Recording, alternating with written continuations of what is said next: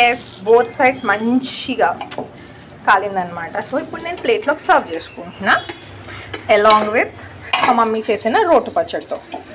So ఈ రోటి పచ్చడి వంకాయ, టమాటా, ఇంకేం వేసావు మమ్మీ? వంకాయ, టమాటా, చింతపండు వేసి మంచిగా రోటి పచ్చడి చేసింది. నాకు రోటి పచ్చడి చాలా ఇష్టం అనమాట. సో హైదరాబాద్ వెళ్ళా కాబట్టి ఆ నిలవ పచ్చడి యూజ్ చేస్తున్నాను, లేకపోతే గుడివాడలో ఉంటే అస్సలు యూజ్ చేసేదాన్ని కాదు. సో నా దోశ నాకు వచ్చేసింది. ఇప్పుడు మా మమ్మీ దోశ.